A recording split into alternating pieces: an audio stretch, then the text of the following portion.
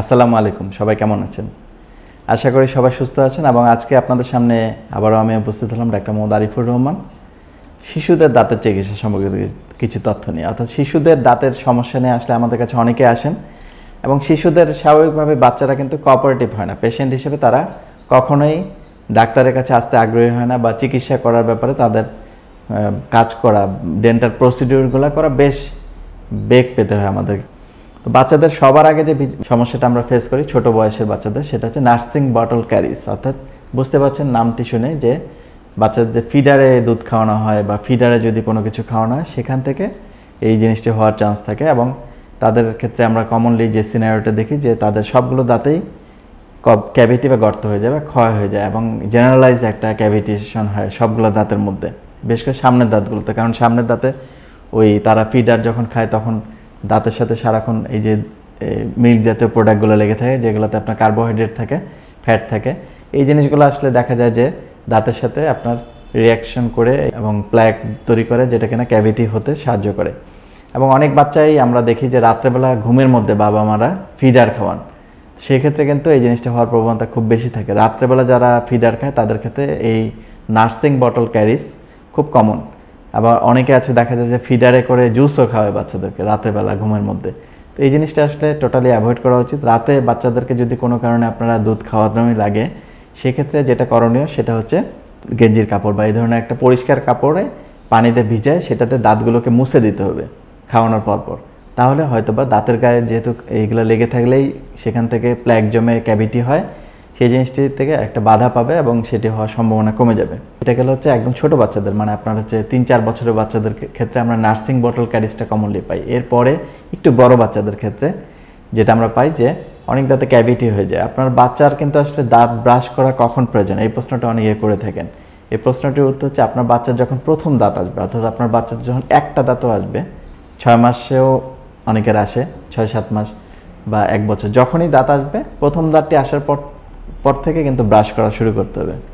এবং ব্রাশ করার নিয়ম হচ্ছে বাবা মাকে আসলে বাচ্চাকে দেখিয়ে দেখিয়ে ব্রাশ করতে হয়। রাত্রেবেলা একসাথে ব্রাশ করার অভ্যাস করা উচিত, যাতে করে বাচ্চারা তো অনুকরণ করে। আপনি ব্রাশ করলে, তাকে নিয়ে ব্রাশ করলে সে এটাকে একটা ফান হিসেবে নেবে এবং আপনার এটি সে অভ্যস্ত হবে আস্তে আস্তে। তো রাত্রেবেলা ব্রাশ করাটা জরুরি বাচ্চাদের। যদি কোনো কারণে রাতে ব্রাশ না করা হয় তাহলে যেটা হয় যে সুইট জাতীয় জিনিস যে সমস্ত বাচ্চারা বেশি খায় বা খাবার টাবার জমে থাকে দাঁতের ফাঁকে, তখন এই রাতের বেলা এখানে ক্যাভিটি তৈরি হয় এবং এই ক্যাভিটির কারণে পরবর্তীতে এই ক্যাভিটিটা যখন বড়দের দাঁতের মতন সিমিলারলি এটা যখন ভিতরে ডেন্টিন ভেদ করে নার্ভ ধরে ফেলে, তখনই কিন্তু ব্যথা শুরু হয়। এবং অনেক গার্জিয়ানই আমাদের কাছে তখনই আসেন যখন ব্যথা শুরু হয়ে গিয়েছে।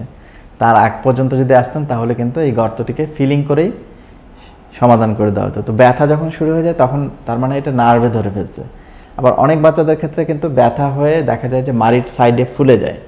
সেটি আসলে যেটা হচ্ছে দাঁতের গোড়ায় যে ইনফেকশনটা, অর্থাৎ দাঁতের যে ভিতরে যে নার্ভটি, সেটার ইনফেকশনটা দাঁতের বাইরে ছড়িয়ে পড়েছে, অর্থাৎ মাড়ির দিকে ছড়িয়ে পড়েছে। এর ফলে একটা অ্যাবসেসের মতন ফর্মেশন করেছে মাড়ির দিকে, এই কারণে মাড়ির দিকে ফুলে যেতে পারে। তো সেই ক্ষেত্রে কিন্তু তখন যখন আমাদের কাছে নিয়ে আসেন তখন দেখা যায় যে এই যে আমরা সাধারণ একটা ফিলিং করে যে সমস্যাটার হয়তো একটা সিম্পল সমাধান দিতে পারতাম, যেটি দিতে বাচ্চার কোনো অবশ্য করা লাগতো না, হয়তো বাচ্চাকে একটু ভুলায় ভেলায় খেলাধুলা চলে এটি আমরা করে দিতে পারতাম, ব্যথা পেত না কোনো বাচ্চা। কিন্তু এই তখন যখন এই যে ইনফেকশনটা নার্ভ ধরে ফেলে তখন কিন্তু আর এটি অবশ না করে কাজ করা যায় না। তখন আমরা বড়দের ক্ষেত্রে যে রুট ক্যানাল চিকিৎসাটা করি, বাচ্চাদের ক্ষেত্রে সিমিলার একটা চিকিৎসা করা লাগে।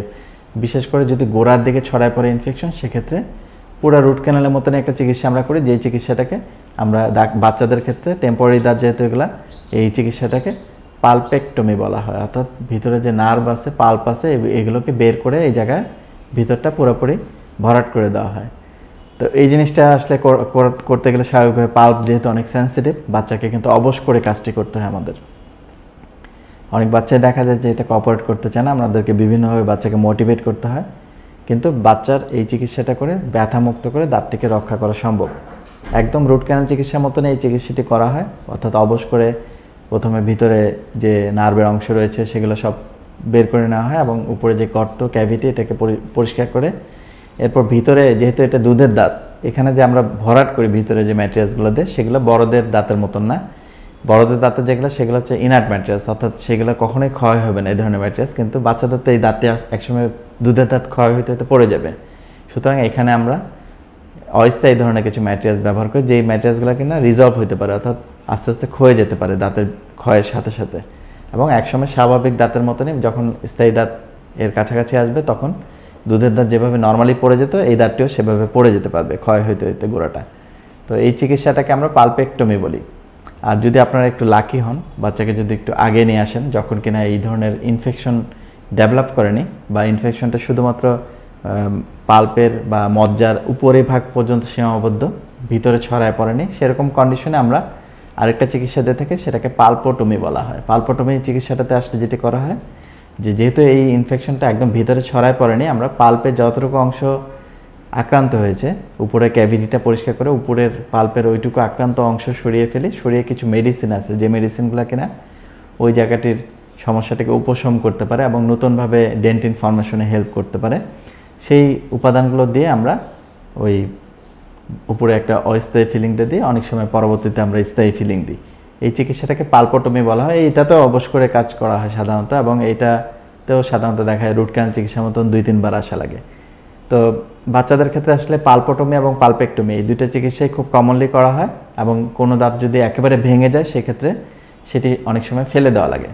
বাচ্চার দাঁত ফেলার ক্ষেত্রে আসলে একটা আমাদের যেটা পরামর্শ আমরা দিই বা যেটা বলে থাকি সেটা হচ্ছে বাচ্চাদের দাঁত কিন্তু এক একটা দাঁত এক এক বয়সে পড়ে, এবং আপনি খেয়াল করে দেখবেন বাচ্চার সামনের দাঁতগুলো আগে আসে, 6-7 বছরের দিকে আসে, ভিতরের দিকে কিছু দাঁতও কিন্তু আমাদের একটা দাঁত আছে যেটা 6 বছর বয়সে সরাসরি আসে স্থায়ী দাঁত। এই মাঝের দাঁতগুলো 9 থেকে 10 বছর বয়সের দিকে পড়ে। এখন যদি বাচ্চাদের এই মাঝের দাঁতগুলোতেই প্রবলেম কিন্তু বেশি আমরা পাই, এবং এই দাঁতগুলো যদি আগেই ফেলে দেওয়া হয়, সময়ের আগে যখন আমরা ফেলে দিই, তাহলে কিন্তু যেটা হয় যে সামনের দাঁত এবং পিছনের দাঁত ওই ফাঁকা জায়গার দিকে কিছুটা সরে আসতে চায়।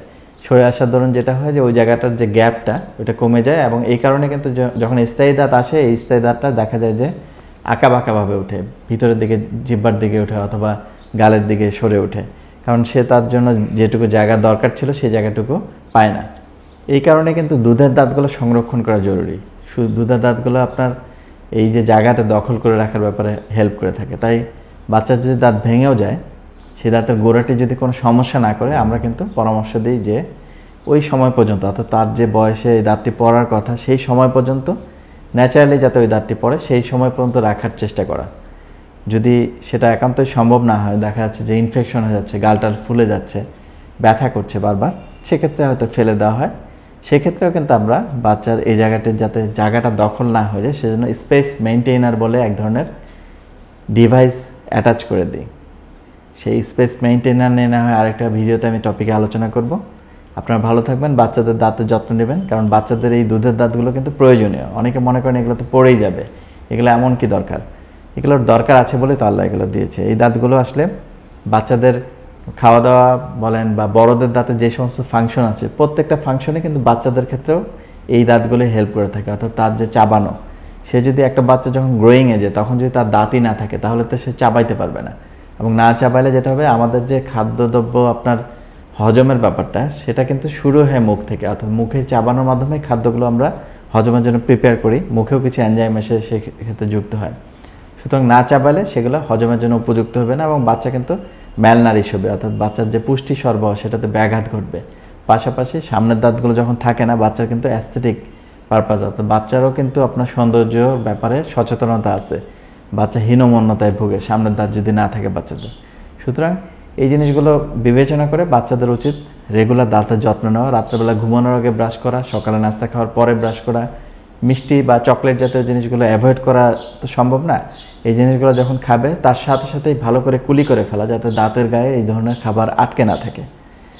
এর পাশাপাশি আপনারা বাচ্চাদের খেয়াল রাখবেন যাতে বাচ্চাদের যদি কোনো কারণে গর্ত বা ক্যাভিটি হয়ে যায় তাহলে একদম প্রাথমিক পর্যায়ে চিকিৎসকের কাছে নিয়ে যাবেন, একজন বিডিএস ডাক্তারের শরণাপন্ন হবেন। উনি আপনার এই বাচ্চার এই ক্যাভিটিগুলো ফিলিং করে দিলে আশা করা যায় এই গর্তগুলো আর বাড়বে না এবং বাচ্চার সমস্যাও স্টপ হয়ে যাবে ওই জায়গাতেই। দর্শক ভালো থাকবেন, ভবিষ্যতে আবারও কোনো ভিডিওতে দেখা হবে, ততক্ষণ পর্যন্ত আল্লাহ হাফেজ।